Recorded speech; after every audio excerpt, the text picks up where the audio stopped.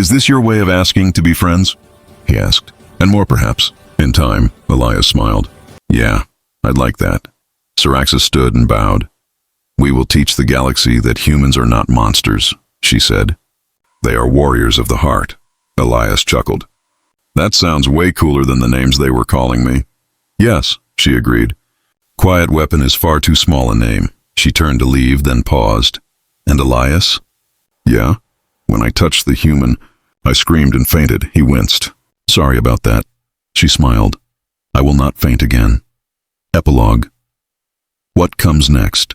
The Galactic Concord no longer whispered about humanity. They prepared for them. Fear turned into respect. Respect became alliance, and at the center of it all was a once nervous boy from Earth and the telepath who dared to understand him. Together, they would reshape the stars.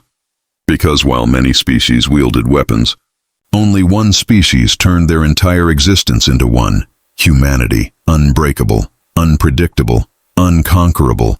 And now, there was a saying on Earth, what doesn't kill you makes you stronger. In the Galactic Concord, they were just learning what those words meant. After the Vor'kalth invasion, the academy walls were repaired, cracked floors smoothed and damaged systems rebuilt. The screens glowed bright again. Students shuffled through halls, laughter cautiously returning. But things were different because everyone now knew humans were not harmless, and everything changed for Elias Grant. Instead of being avoided, he became the center of attention. Every day, telepaths, soldiers, diplomats, all wanted to ask him, how does the human mind do that? What is your secret? How did you make the Vor'kalth flee? He didn't have answers. He was just a guy who didn't want anyone dying on his watch. But in the politics of the galaxy, that didn't matter. People feared him. People admired him. Everyone wanted a piece of humanity's strength. Everyone except Elias himself. He just wanted to be normal. The Shathar Council summons. One morning, 2 tall Shathar guards arrived to escort Elias to a meeting. They wore gleaming psychic armor, proof of how seriously this was being taken. Saraxis walked beside him, calm but visibly anxious. They want to evaluate your mind officially, she whispered. Not just observe, test. What does that mean? Elias asked. It means they will push you. Harder than before, he swallowed. I'm not exactly a superhero, you know. She smiled gently. That is why you are strong. The council chamber was circular, columns of crystal rising like frozen lightning. At the center stood High Adept Karzel, the same one who had once tried to strike him down. Now he bowed, a deep, formal gesture. Human Elias Grant, he announced. You have demonstrated that your species possesses a defense against the Vor'kalth. An offensive capability, even. I didn't attack anyone, Elias said. I just existed. Yes, Karzel replied, eyes narrowing thoughtfully. And existence can be a weapon. He gestured, and the walls shifted, revealing glass-like pods. Inside them were Vor'kalth, prisoners, minds sealed in stasis. Elias stepped back, stomach twisting. Why are those things here? To learn, Karzel said. Suddenly, Elias understood what this was. A test, a demonstration, a demand. No, he whispered. You want me to hurt them. We want you to protect the galaxy, the telepath insisted. Your mind has the strength to destroy these parasites, permanently. Unless they learn to fear humanity, they will return. Saraxis looked horrified. High Adept, he is not a weapon. Every mind is a weapon, Karzel said coldly. Some are simply sharper. Elias clenched his fists. I won't torture prisoners. They would devour you without hesitation. That's the difference, Elias snapped. We don't become the thing we fight. The chamber fell silent. Then the alarm screamed. Attack from within. The stasis pods shuddered, cracks forming across the psychic containment fields. A psychic roar rolled through the room like thunder. A whispered presence surged into all minds at once. A new voice. Ancient. Hungry. The human. Give us the human. A Vor'kalth prime, the strongest of their kind. Awakened inside the deepest pod, a monstrous mind. Massive and swirling like a black hole of thought. The pods ruptured. The guards instantly fell. Clutching their skulls, Elias staggered, not from pain, but from the oppressive dread the Vor'kalth mind pushed into the room. Everyone else dropped to their Knees, only he remained standing, the prime Vor'kalth. Focused on him. A mental snarl. You have what we need. Your mind, your evolution, your power to endure. The world dimmed as its consciousness entered his. Elias gasped as the alien mind tried to dig deep, tried to seize memories, to crush his identity. It found fire, war, defiance. A human screaming no against extinction again and again until existence itself bent. The Vor'kalth shrieked, but this time, it did not flee. We consume pain, we consume fear, we consume you. Its power surged again, stronger. Elias stumbled, his knees hit the floor, his breath shook. Elias! Syraxis shouted, reaching for him. He couldn't hear her. The prime's psychic tendrils wrapped through his mind like chains, pulling him toward oblivion. Dark memories flooded Elias's vision. His mother crying, his father's grave. The screaming nights full of regrets he tried to forget. Pain, fear, loneliness, the very things he hid behind smiles. The prime Vor'kalth fed and grew stronger. Elias's hands trembled. No, he whispered. Not these. Syraxis forced herself up, fighting the psychic pressure, and pressed her forehead to his temple, a desperate mind link. The storm calmed, slightly.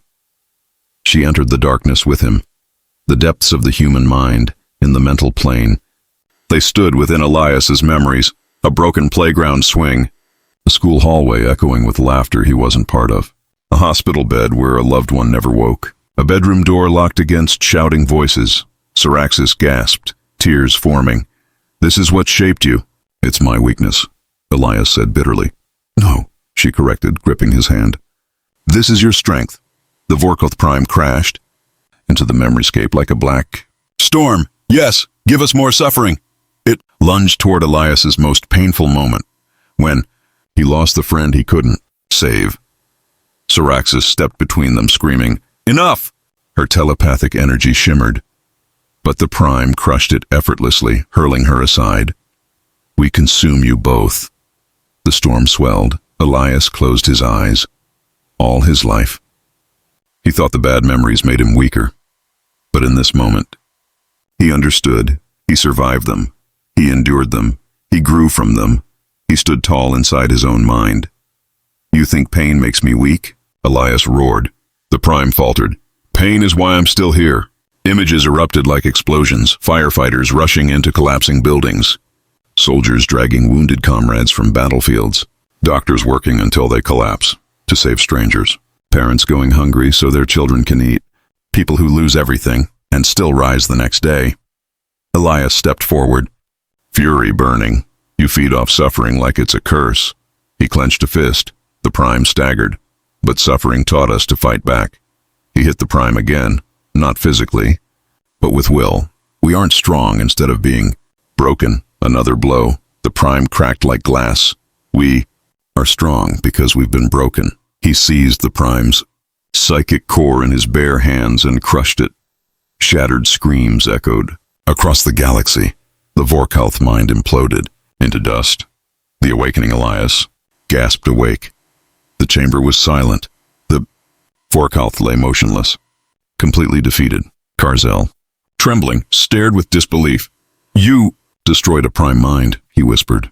No species has ever... I didn't destroy anything, Elias said, breathing hard. I just refused to let it take what wasn't theirs. Syraxis knelt beside him, eyes shining with pride. Your mind, she said softly, is the most powerful I have ever felt. Not because you are fearless, but because you feel so much, and fight anyway. Karzel bowed again. Deeper this time. Humanity will be honored in the conquered, and feared by its enemies, Elias groaned. I still don't want to be a weapon. You are not, Syraxis said warmly. You are a shield. A new role. The next weeks changed everything. Elias was offered a position as a galactic mental defense consultant, helping telepaths learn how to resist invasive species. Humans were recruited as a new branch of protection. Earth received a transmission. Humans possess unmatched resilience of mind. Request alliance. Suddenly, humanity was an interstellar power, Not because of ships or guns. Because of heart, a bond beyond words won. Quiet evening. Elias and Syraxis walked through the gardens beneath a dome displaying the swirling cosmos. You know, Elias said, my therapist back home would have a field day with all this psychic trauma stuff. Syraxis tilted her head. A therapist? Someone who helps you deal with your mind. She blinked. Your people have healers. For the mind? Yeah. Quite a few of us need it. That, she whispered reverently, is the most powerful thing I have heard today. She took his hand. Elias, would you allow me to continue our bond? Not for protection. For companionship? He gently squeezed her fingers. I would like that. Their minds brushed, gently, harmoniously, not fear, not force. Friendship. Maybe something more. The legend. Gro's rumors spread like wildfire across the stars. The human mind that defeated the darkness. The telepath who linked with a Deathworld heart. A new alliance stronger than fear. The Vor'kalth threat retreated into the void.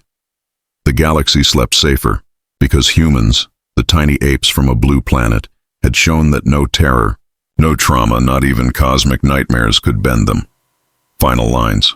HFY humans are not fearless. Humans break. Humans bleed. Humans fall, but every time, they rise again, and in the sprawling glass-bright halls of the Galactic Concord Academy, thousands of species gathered to learn peace instead of war. Most students had never met a human, not in person. Humanity was still relatively new to the stars, a curiosity more than a power. Rumors floated, Deathworlders, some whispered, unpredictable, aggressive, but also loyal, resilient, strange. The Academy wanted to understand them, and so humans were invited. And that's how Elias Grant, a 19-year-old student from Earth, found himself alone among creatures with claws, scales, feathers, and plasma-breathing organs. He wasn't tall. He wasn't muscular. He wasn't even particularly confident. But he had a smile that made nervous aliens relax. Most of the time, today a situation had formed around him like a storm cloud. A crowd gathered. Whispers hissed. Translated text scrolled through holographic air. Because the telepath was coming. Her name was Syraxis of the Azure Mind, a ranking prodigy of the Shathar Collective. Her kind were slight beings with luminous eyes and crystalline crests along their skulls, creatures whose entire existence revolved around the mind. They navigated reality not by sight, but by emotion, thoughts, and memories. They could enter the psyche of others, reading secrets like they were written on paper, and her assignment was simple. Touch the human. Scan the human. Report why they are the way they are. Elias watched her glide forward, alien robes whispering like silk made of starlight. She stopped 1 meter away. Human, she said through a translator implant, voice smooth and echoing. We seek truth. Elias rubbed the back of his neck. Okay. Do I need to sign something? The aliens around him chittered in confusion. Syraxis blinked, uncertain if it was humor or fear. No harm will come. A surface reading only. She raised a delicate, crystalline hand. Elias shrugged. Sure, knock yourself out. There was a half laugh from a distant student who understood the idiom. It would soon prove prophetic. Syraxis placed her fingers against the side of Elias's head, and instantly, the universe exploded, not for Elias, for her. The first mind dive Syraxis expected thoughts, feelings, memories. What she found was violence, evolution, chaos, fire, survival. The human mind wasn't calm. It was a storm, a billion-generation-long war fused into instinct. She saw sharp-toothed beasts stalking primordial plains. She saw humanity's ancestors fighting predators twice their size with nothing but rocks and rage. She saw disease, famine, death, and every time humans rose again, angrier. She saw fire stolen from lightning. She saw tribes, then cities, then kingdoms, then war, endless war, but always with a purpose, to live, to protect, to endure. Then she saw technology, rockets, bombs. The sky itself conquered humanity, tiny creatures from a death world, punching their way into the stars with sheer stubbornness. Syraxis felt something else too. Behind every violent memory burned love, Fierce, overwhelming love. Parents protecting children, humans helping strangers. People dying for ideals. They would destroy anything that threatened those they cared for.